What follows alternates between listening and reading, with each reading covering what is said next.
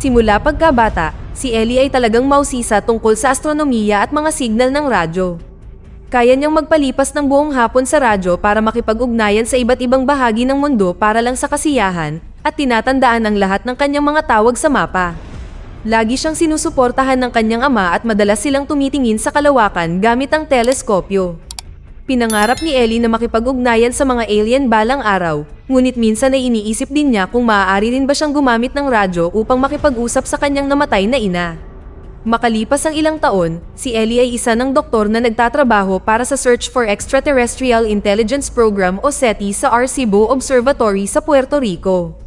Tulad ng kanyang pagkabata, gumugugol siya ng maraming oras na nakaupo para sa paghahanap ng emissions sa radyo na ipinadala ng mga alien upang patunayan na sila ay totoo. Ang kanyang bulag na katrabaho na si Kent ay may respeto sa kanyang ginagawa dahil wala nang nag-effort na maupo para lamang makinig. Nagsimula si Ellie ng bagong mapa na nagmamarka sa lahat ng mga spot sa kalawakan na nasuri na niya. Isang araw habang nanananghalian sa isang restaurant, si Ellie ay nilapitan ni Palmer na nagtanong tungkol sa kasalukuyang gawain ng obserbatoryo. Nagsusulat siya ng libro tungkol sa kung paano nakakaapekto ang teknolohiya sa mga mahihirap na bansa at mayroon siyang maliit na plastic compass na sinubukan niyang iregalo kay Ellie, ngunit ibinalik niya ito. Naging flirty si Palmer at nagkasundo silang magkita sa Martes. Di nagtagal, dumating ang science advisor ng Pangulo na si David upang suriin ang pananaliksik ngunit malinaw na ayaw niya roon. Noong Martes ng gabi, nagparty sila at patuloy na ipinapaliwanag ni David kung paano kailangang kumita ang mga proyekto sa agham dahil ginagamit nito ang buwis ng mga tao. Sinubukan ni Ellie na ipaliwanag ang kahalagahan ng siyentipikong pananaliksik at si Palmer ay lumapit para ipagtanggol siya, kaya tinawag siya ni David na Father. Habang bumababa ang mod ni Ellie, tinanong niya si Palmer kung siya ay isang pari at itinanggi niya ito, ipinaliwanag na nakakuha siya ng Masters in Divinity at ngayon ay gumagawa siya ng secular na makataong gawain na sinusuportahan ng mga simbahan ng mahihirap na bansa. Si Ellie ay may pag-aalinlangan ngunit umalis pa rin siya kasama niya at pinanood nila ang mga bituin saglit upang may bahagi niya ang ilan sa mga bagay na alam niya. Ikinwento rin ni Ellie ang kwento kung paano siya nabigyang inspirasyon ng kanyang ama na maging isang astronomer. Naghalikan ang dalawa at nauwi sa paggugol ng gabi na magkasama. Pagkatapos nilang mag-intimate, nagkaroon sila ng pilosopikal na pag-uusap tungkol sa Diyos at agham. Tunay na naniniwala si Palmer sa Diyos ngunit iniisip ni Ellie na dapat ay mayroong paliwanag ang lahat. Pagkatapos ay tinanong ni Palmer si Ellie tungkol sa kanyang pagkabata, nalaman na ang kanyang ina ay namatay sa panganganak at ang kanyang ama noong siya ay siyam. Hindi komportable si Ellie at sinabing kailangan niyang pumasok sa trabaho, ngunit sinabi niya kay Palmer na iwanan ang kanyang numero. Sa kanyang paglabas, naalala ni Ellie ang araw na namatay ang kanyang ama. Nang gabing iyon ay nakarinig siya ng ingay at bumaba ng hagdan at natuklasan na nakolaps ang kanyang ama. Kinailangan niyang tumakbo pabalik at kunin ang gamot sa banyo sa itaas, ngunit huli na. Nang maglaon sa oras ng libing, ipinaliwanag sa kanya ng isang pari na ito ay kalooban ng Diyos ngunit hindi sumang-ayon si Ellie. Naisip niya na dapat ay nagtago na lang siya ng gamot sa banyo sa ibaba. Pagkatapos, hindi niya pinansin ang ibang mga tao at nagmamadaling pumunta sa kanyang radyo upang tingnan kung makukontak niya ang kanyang ama. Sa kasalukuyan, ipinaalam ni Kent kay Ellie na ipinasara ni David ang kanilang proyekto. Si Ellie na galit ay dumating upang sigawan si David, na naniniwalang nag-aaksaya siya ng kanyang oras kaya iniligtas niya ang kanyang karera. Pagkatapos ay umuwi si Ellie at hinanap ang numero ni Palmer na may maliit na compass. Gayunpaman, tinawagan niya si Kent sa halip at inanunsyo na maghahanap siya ng mga mamumuhunan upang maipagpatuloy ng kanilang grupo ang kanilang pananaliksik sa New Mexico.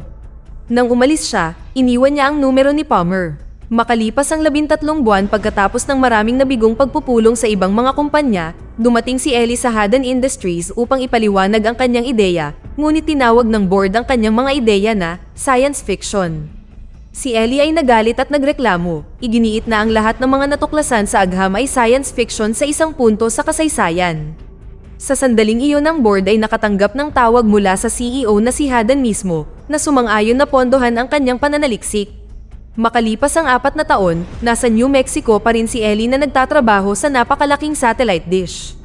Isang hapon ay dumating si Kent na may dalang masamang balita na nagsasabing ginigipit sila ng komunidad sa pang-agham upang ipakita ang mga resulta.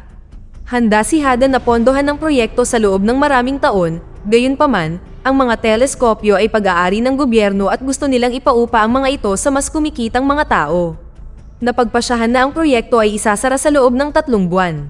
Gustong lumaban ni Ellie, gayunpaman sa tingin ni Kent ay oras na para aminin ang pagkatalo.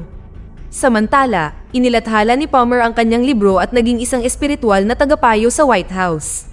Lumabas siya sa TV at ipinaliwanag na hindi siya tutol sa teknolohiya, ngunit naniniwala siyang naliligaw ang mga tao dahil nahuhumaling sila sa mga computer sa halip na makahanap ng kahulugan sa buhay. Lumipas ang mga araw at hindi tumitigil sa pakikinig si Ellie. Isang gabi, nabigla siya nang makarinig ng pumipintig na ingay. Sa sobrang pagkasabik, agad niyang tinawagan ang kanyang koponan para ibigay sa kanila ang mga coordinate habang nagmamadali siyang bumalik sa obserbatoryo. Nasabik din ang koponan at nagsimulang kumonekta sa pinakamaraming machine hanggat maaari habang pinipihit nila ang mga satellite para makakuha ng mas magandang signal.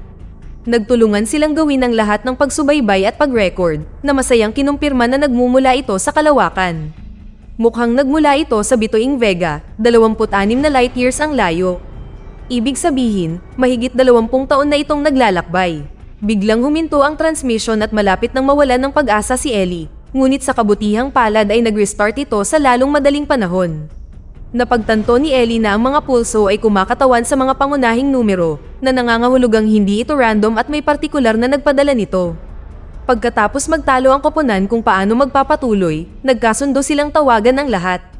Kinaumagahan, napuno ang lugar ng mga reporter at national security advisors.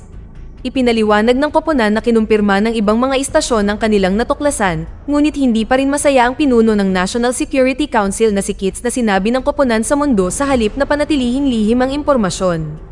Sa pagkakataong ito, ipinagtanggol siya ni David na ipinaliwanag na kung wala ang tulong ng ibang mga istasyon, mawawalan sila ng signal.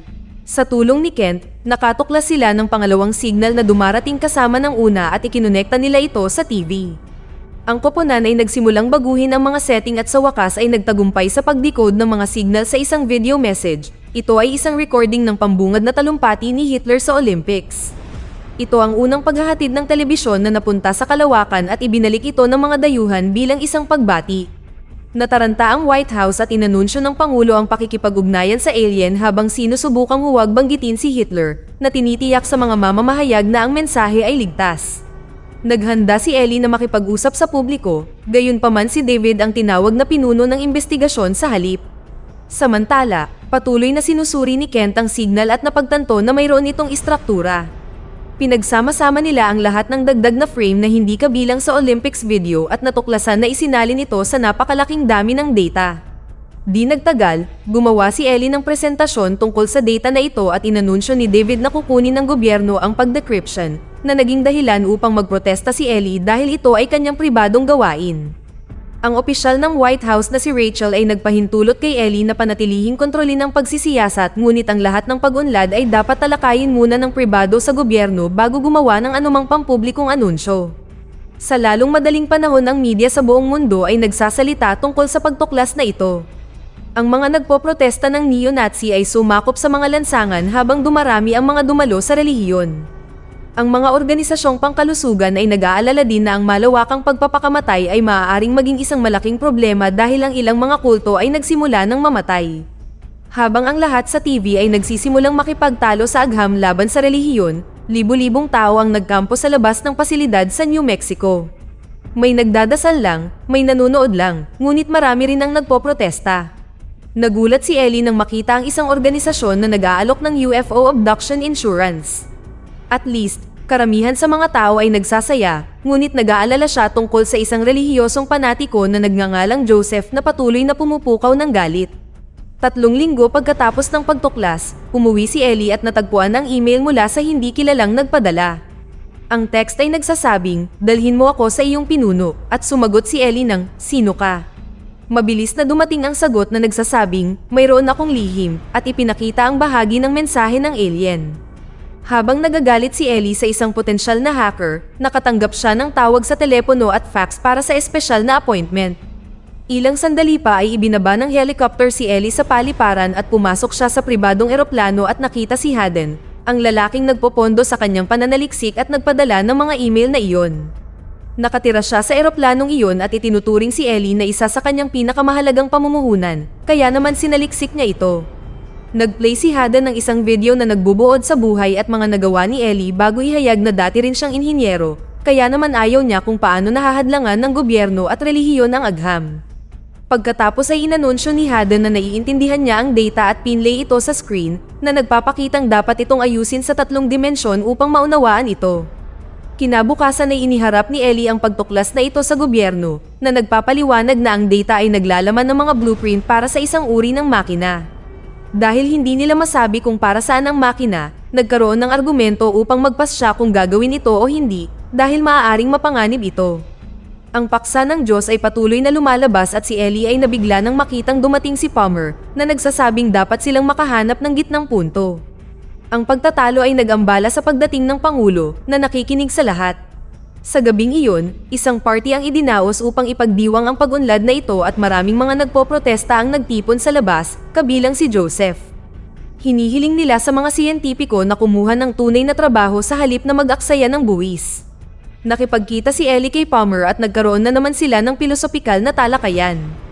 Ipinaliwanag niya na kailangan niya ng patunay sa mga bagay at hiniling sa kanya ni Palmer na patunayan na mahal niya ang kanyang ama na nag-iwan sa kanya na hindi makapagsalita. Sa sandaling iyon ay naantala sila ng malaking balita na kumalat sa TV na tuklasan na ang makina ay spacecraft para sa isang tao. Ang emergency na pulong ay ginanap sa White House at sumang-ayon sila na gawin ang makina. Kaya ang Pangulo ay makikipag-ugnayan sa ibang mga bansa upang maikalat ang panganib at gastos. Ang komite sa pagpili ay nabuo at kasama si Palmer. I-interviewin nila ang mga kandidato upang magpasya kung sino ang makakapaglakbay sa makina. Sa pagkabigla ni Ellie, nagbitiw si David bilang tagapayo sa agham para maging kandidato rin. Sa lalong madaling panahon ng media ay nagsimulang talakayin kung magkano ang magagastos sa buong proyektong ito at kung sino ang karapat-dapat na gumawa ng ganoong paglalakbay. Maraming kontrobersya ang pumalibot sa 10 panghuling kandidato dahil 1/3 ay Amerikano at ang Japan ay hindi nag-volunteer ng sino man kapalit ng system integration subcontract. Lumabas si Ellie sa TV na nagsasabing dapat maunawaan ng manlalakbay ang wika ng mensahe at hindi niya iniisip na magpapadala sa kanila ang mga alien ng isang bagay na hindi gumagana, kaya hindi ito dapat na mapanganib. Hindi nito napigilan ang nangungunang astronaut sa listahan na bawiin ang kanyang kandidatura nang hilingin sa kanya ng kanyang mga natatakot na anak. Nang maglaon ay nakipagkita si Ellie kay Palmer at ipinaliwanag na dahil sa paglawak ng oras, ang tao ay gugugol lamang ng 4 na taon sa spacecraft ngunit 50 taon na ang lumipas sa Earth. Sa palagay niya ay sulit ang sakripisyo kung nangangahulugan ito ng paghahanap ng mga ganoong mahalagang sagot at sa huli ay muli silang naghalikan. Sa araw ng panayam sa mga kandidato, napakahusay ng ginawa ni Ellie at handa nang matapos ang komite. Gayunpaman, sumabad si Palmer sa pagtatanong sa kanya tungkol sa kanyang pagiging ateismo, kaya naging masama siya sa harap ng lahat.